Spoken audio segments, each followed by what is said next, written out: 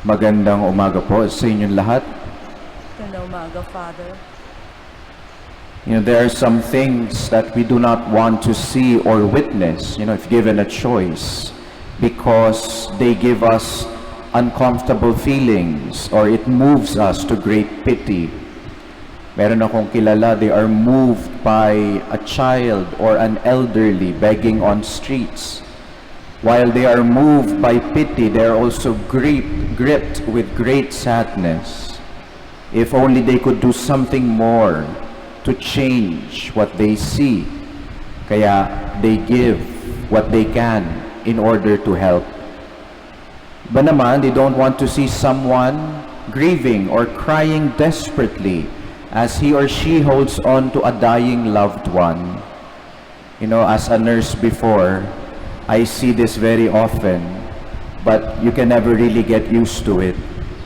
I would usually see colleagues step out for a while because of the overwhelming sadness they feel. If only they could do anything to ease the great sadness. And so, they do what they can. They comfort the relative, they lend their ears, they offer their presence. Me, I cannot bear the sight of my parents crying. The first time I saw this was when my mother was crying over the lifeless body of my father in the ICU on this day, 25 years ago. As a child back then, I felt so helpless. I wanted to do something to stop my mother crying, to stop the pain and the sorrow I felt because of the death of my father. And of course, the pain of seeing my mother lament. But I could not bring my papa back. Knowing that my mother is all alone and will raise 4 children on her own at the age I am right now, 41. In a way that moved me to be and do better, to change, to mature and grow up. Now, if you are moved to be or do better by the things we see yet we cannot control, shouldn't we be moved more to change and be better by the bad things we see and can control? For example, the sad state of our souls because of sin. Imagine, my dear brothers and sisters, that Jesus at this moment is crying in front of you because of the state of your soul. Would you not be moved? Would you not be moved to change? In the gospel, the people of Jerusalem missed that chance.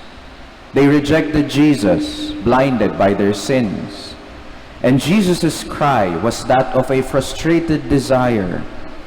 He had visited the city with the desire to deliver it from destruction and with the offer of peace, because he is the Prince of Peace.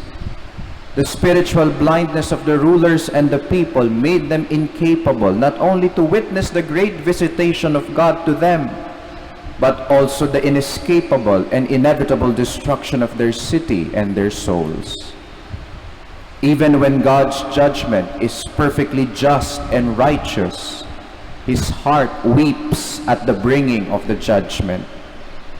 Here, Jesus shows us the heart of the Father that is so eager for people to see what he sees and then move them to change, especially for us here who have last time.